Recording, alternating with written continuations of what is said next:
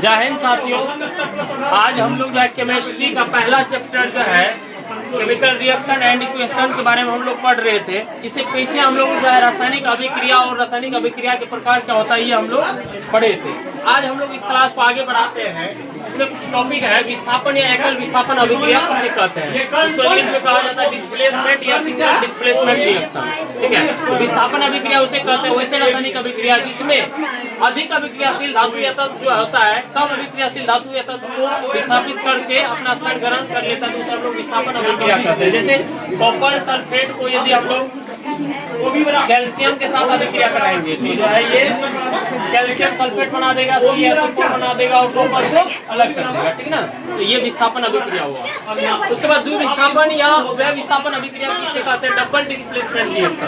तो उभय विस्थापन अभिक्रिया उसे कहते हैं। वैसे रासायनिक अभिक्रिया जिसमें आयनों या मूलकों का अदला बदली होता है तो उसे हम लोग उभय विस्थापन या द्विविस्थापन अभिक्रिया कहते हैं।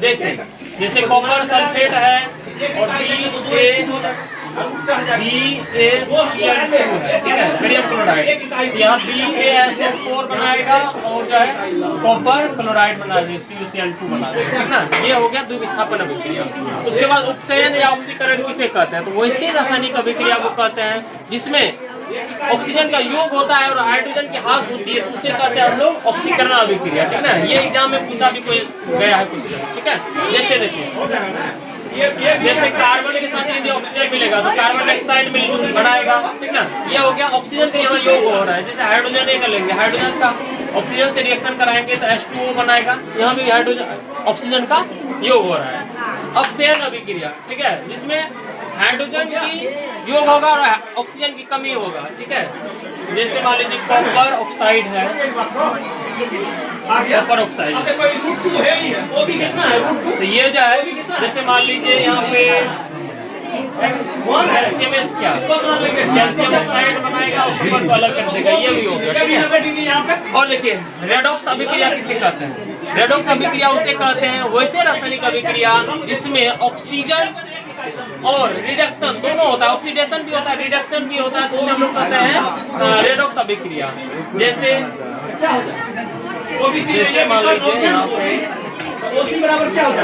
जैसे कॉपर ऑक्साइड ही लेते हैं प्लस रेडॉक्स अभिक्रिया में जैसे कॉपर ऑक्साइड और जो है जैसे HCl। ठीक है, इसमें देखिए इसमें जो है H2O बनाएगा और जो है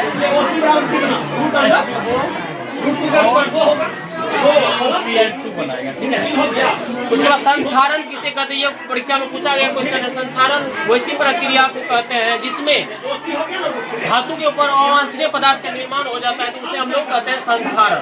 तो संक्षारण जंग जो लगता है उसे ही संक्षारण कहते हैं। जैसे लोहा है, लोहा ऑक्सीजन के साथ अभिक्रिया करता है तो फेरिक ऑक्साइड बनाता है, Fe2O3 बना देता है, ये हो गया जंग। ठीक है, विकृतिगंधिता किसे कहते हैं, विकृतिगंधिता उसे कहते हैं जब क्या होता है खाद्य पदार्थ को या तैलीय पदार्थ को रखा जाता है तो उसमें अरुचि गंध जैसी जो उत्पन्न हो जाती है, अरुचि गंध जो उत्पन्न हो जाती है उसे हम लोग कहते हैं विकृतिगंधिता। ठीक है, लास्ट है दहन किसे कहते हैं, कंबसन दहन उसे कहते हैं वैसी प्रक्रिया को कहते हैं जिसमें कोई भी पदार्थ जो है ऑक्सीजन की उपस्थिति में जलता है और ऊष्मा और प्रकाश उत्पन्न करता है तो उसे हम लोग दहन करते हैं। जैसे कोयला ही है, कोयला को जब ऑक्सीजन की उपस्थिति में रिएक्शन कराया जाता है तो कार्बन डाइऑक्साइड देता है और ऊष्मा देता है या ऊर्जा देता है। ठीक है, मान लीजिए ऊर्जा देते हैं। ठीक है, ये आज की क्लास यहाँ तक खत्म हुआ। ये क्लास ये चैप्टर का लास्ट टॉपिक था। जय हिंद।